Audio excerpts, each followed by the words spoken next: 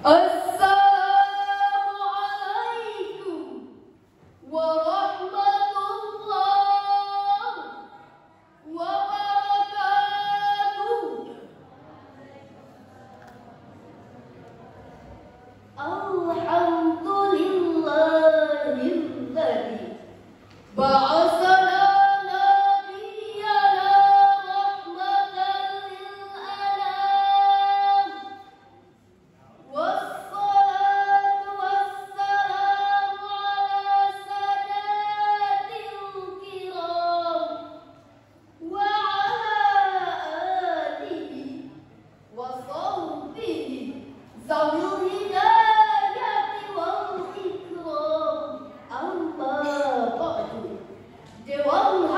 yang adil dan bijaksana, hadirin sebangsa setanah air yang kami banggakan. Indonesia berdasarkan data yang dirilis oleh Badan Pusat Statistik menjelaskan bahwa pada pertengahan tahun 2022, jumlah penduduk di Indonesia yang sebanyak 275,77 juta jiwa. Indonesia terus mencatatkan pertumbuhan jumlah penduduk setiap tahunnya.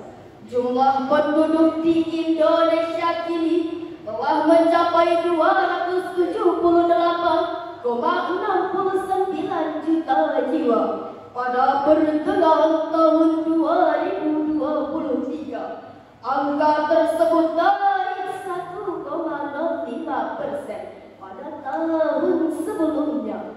Hal inilah yang menjadikan Indonesia sebagai negara terbesar keempat dunia setelah Amerika Serikat.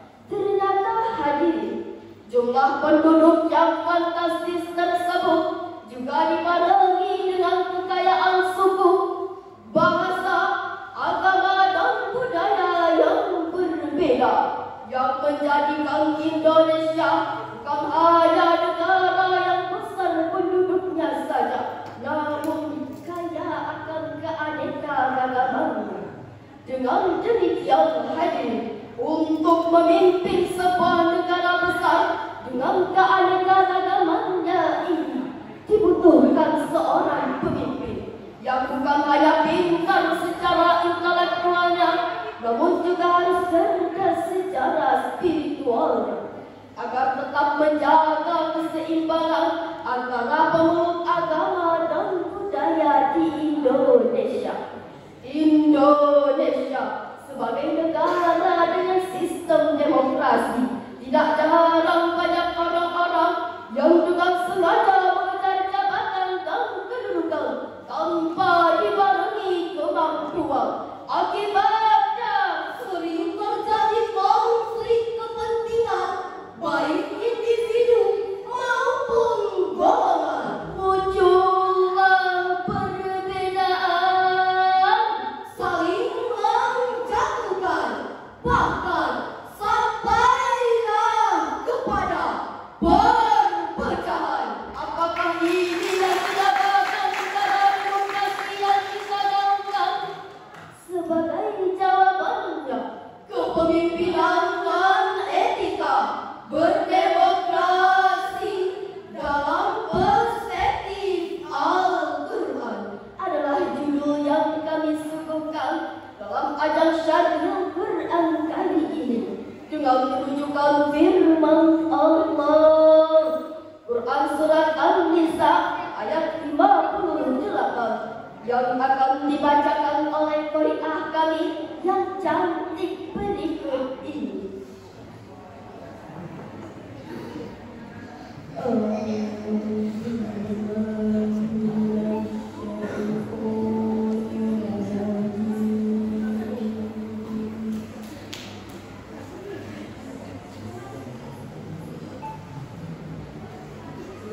Bismillahirrahmanirrahim.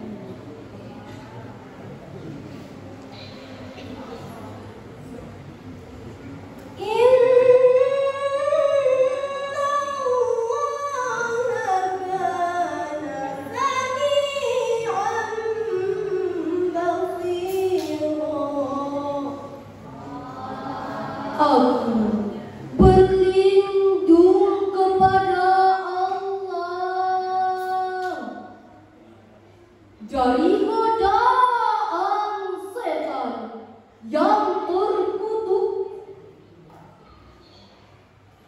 Dengan menyebut nama Allah yang Maha Pengasih lagi Maha Penyayang. Sungguh Allah menyuruhmu menyampaikan amanat kepada yang berhak menerimanya. Dan apabila kamu menetapkan hukum di antara manusia, hendaknya kamu menetapkannya dengan adil. Sungguh Allah sebaik-baik yang memberi pelajaran kepadamu. Sungguh Allah Maha mendengar, Maha melihat. Majelis hakim yang bijaksana, hadirin yang berbahagia, kata amanah dalam ayat tersebut ialah al-amanatu jam'un min amanatin. Kalau ditasyrifkan, amanah itu adalah bentuk masdar dari amanah, ya'malu amanatan, yang artinya kepercayaan. Secara rinci, Ahmad Mustafa Al-Maraghi menyebutkan di dalam kitabnya Tafsir Al-Maraghi jilid 2 halaman 69 sampai 70 bahwa amanah itu dibagi atas 3 bagian. Pertama, amanah seorang hamba bersama Tuhannya, amanatul abdi ma'a rabbih. Kedua, amanah seorang hamba bersama manusia yang lain, amanatul abdi ma'an nas. Ketiga, amanah seorang hamba kepada dirinya sendiri, amanatul abdi ma'a nafsihi. Ketiga sifat tersebut harus melekat pada diri seorang pemimpin, sebagaimana dalam tafsir Al-Quran Al-Azim karya Imam Ibnu Katsir juz 1 halaman 467 dijelaskan bahwa amanah dalam ayat tersebut bersifat integral dan komprehensif. Dikatakan bersifat integral karena memiliki cakupan amanah yang cukup luas, sedangkan dikatakan bersifat komprehensif karena pelaksanaan dalam ayat tersebut bersifat fleksibel. Muslimah. Amanah harus dijaga dengan baik, apalagi seorang pemimpin yang telah diberikan mandat oleh rakyat. Kemenangan seorang pemimpin bukanlah kemenangan kelompoknya atau keluarganya saja, namun itu adalah amanah yang telah diberikan oleh rakyat, sekalipun yang tidak memilihnya. Untuk itu, melaksanakan amanah harus dengan keadilan, tidak pilih kasih, dan tidak tebang pilih. Sebagaimana dalam Gurindam Raja Ali Haji pasal ke-12 berikut ini. Raja mufakat dengan matahari, seperti kabut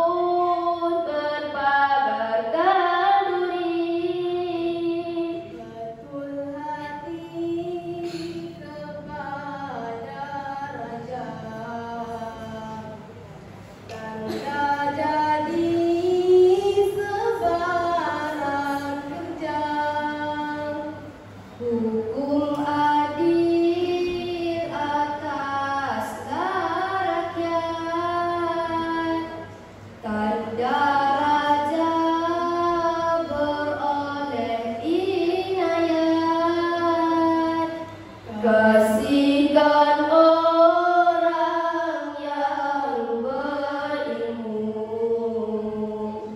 tanda rahmat atas dirimu. Dewan Hakim dan Bijaksana, hadirin calon penghuni syurga, amin ya rabbal alamin. Harus diakui bahwa negara ini menjalankan dan menganut sistem demokrasi yang tak jarang karena perbedaan pilihan saling menjatuhkan sehingga muncullah perpecahan. Hal inilah yang jika tidak disikapi dengan bijak menjadi penaruh dalam daging yang lambat laun merusak sendi-sendi perbedaan dan keberagaman bangsa ini.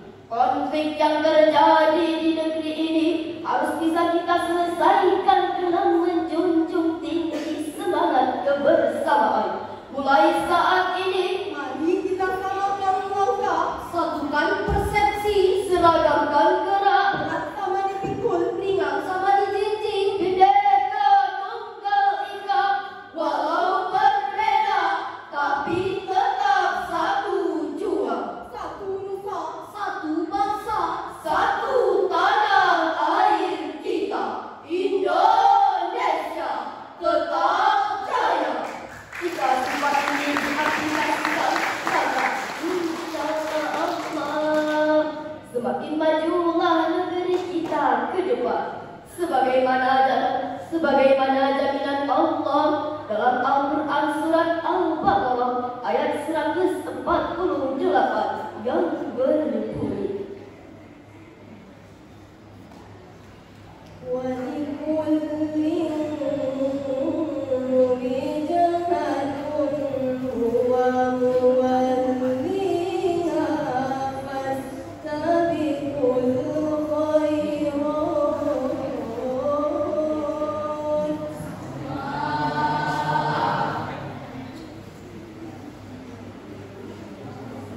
Ay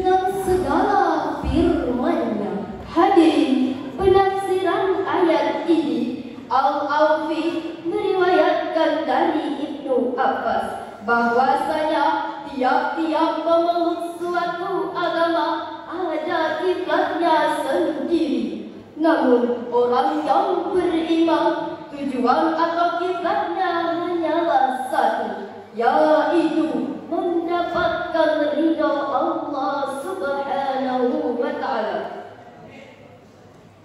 Kiblat bukanlah pokok bagi Allah, timur dan barat adalah sama. Yang pokok ialah menghadapkan hati langsung kepada Allah Subhanahu wa Ta'ala.